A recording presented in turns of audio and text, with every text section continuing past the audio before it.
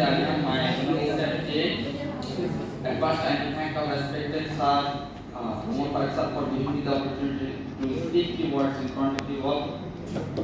Today, our presentation topic is the advancement of art and architecture during the reign of Shah Jahan. Was the fifth Mughal ruler, and as a ruler, his place in the history. Previously, also my friends, Aminur gave an overview on Shah Jahan's achievement. Then my other friend Nur Jahan talked about Red Fort of Delhi. In this session, I will talk about Tajmahal. As it is a group-wise discussion, so we have divided the topic into several segments. So I will talk now about Tajmahal. If I want to give a brief introduction to Tajmahal, then I would say Tajmahal is an immense mausoleum of white marble, which is in Agra, built between 1631 to 1648 AD.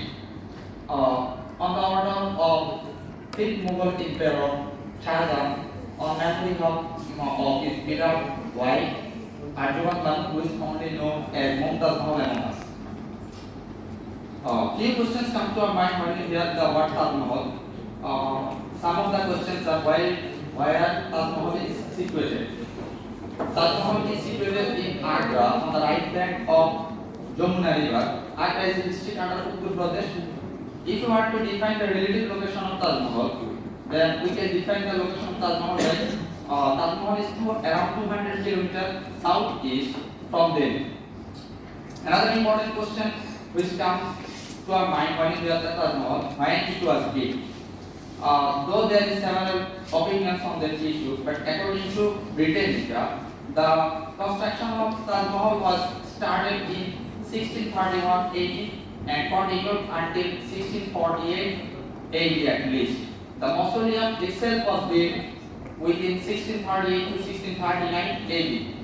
The advanced buildings were built within 1643 AD and the decoration was continued until at least 1647 AD, which means 1648 AD is a safe year to take for the historians.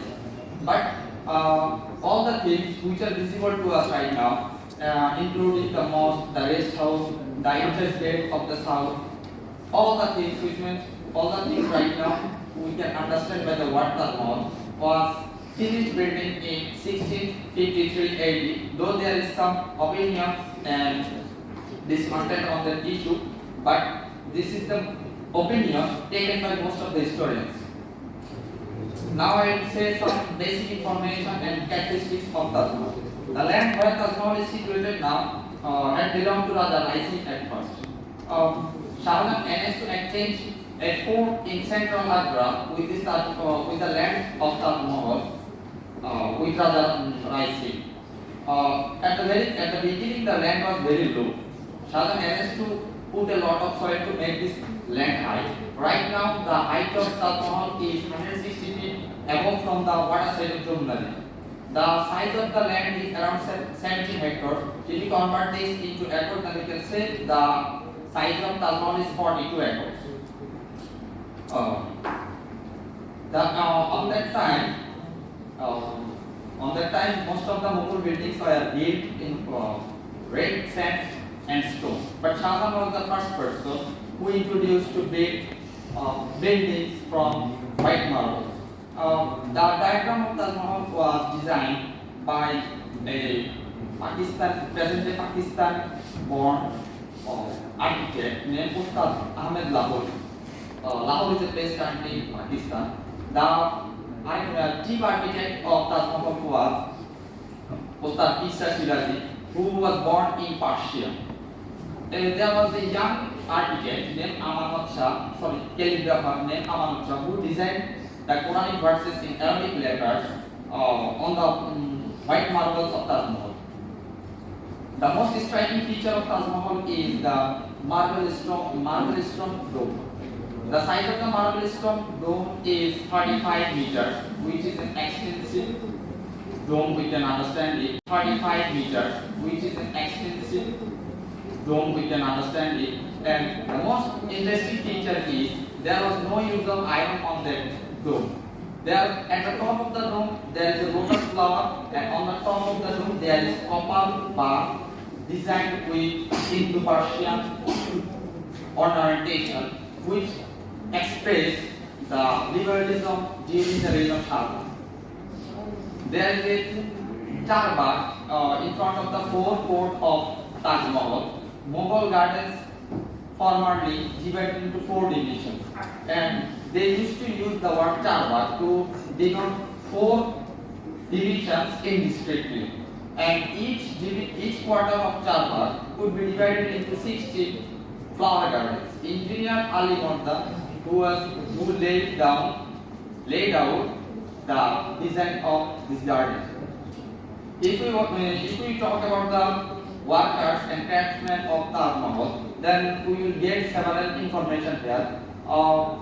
Many students say that it is well established there are 20,000 workers and craftsmen want to build Taj Mahal. But there are other opinions too, but I would like to go to 20,000 opinion. Workers and craftsmen were brought in Agra to build Taj Mahal from the different regions and countries of the world. Like the sculptor was from Bukhara, the jewelers were from Rajasthan, the jewelers were from Balochistan, the jewel artists were from North India. There are several other workers from Turkey, Sri Lanka, Tibet, and many other countries. On that time, most of the buildings were built on red sand. But I told you earlier, Shah Jahan was the first one to use white marble and other precious marble to build Taj Mahal. There are around 28 kinds of precious marbles were used to build Taj Mahal. We can say the white marbles were from basically Makrana, which is situated in present-day Rajasthan. The other things, the sportics were from China, and many other things were from Sri Lanka, Tibet, and Afghanistan. And besides these things, Shah Jahan used around 1,000 elephants for transportation of those components. There are few facts, there are few myths goes on, which says, if I say one myth, that is Shah Jahan ordered to cut off the hands of the workers so that they could not build another Taj Mahal for anyone. But this myth has no historical account, and if we compare Shah Jahan's character with this myth, then it doesn't seem practicable, because Shah Jahan was a very liberal person, as long as we know. So, and he cannot do something like this, and the main fact is there is no historical event. Another myth goes on which says that Shah Jahan wanted to build another Taj Mahal of black stones in front of the current Taj Mahal, but he could not build it because he was dethroned by his son Aurangzeb. A story of misery that though Shah Jahan built Taj Mahal, but he could not enjoy the luxury and facilities of Taj Mahal, as the last decade of his life belonged to the imprisonment of his son Aurangzeb. Shah Jahan was buried with his wife Mumtaz Mahal beside Mumtaz Mahal.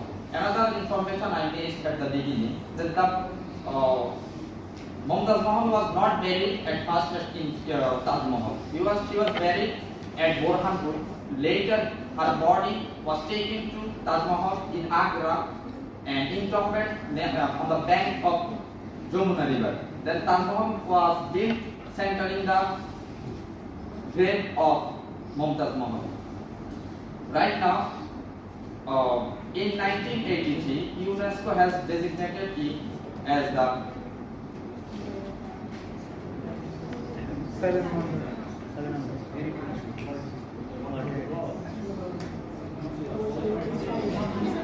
as a part of World Heritage, as a jewel of Muslim art and architecture in India, and one of the universally admired construction of the World Heritage.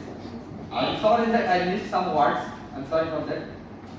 Another interesting, nearly 5 million people visit Tajmahal every year. 3 days earlier, we can see some of our senior professors, including Professor, went there. You can see beautiful picture of them on social media. It accumulates a lot of money in Indian revenue as well. Right now, Taj Mahal is standing still as a sign of supremacy of Mughal art and architecture, and it also shows the liberalism of the Mughal Empire. Thanks. That's what I was trying to say.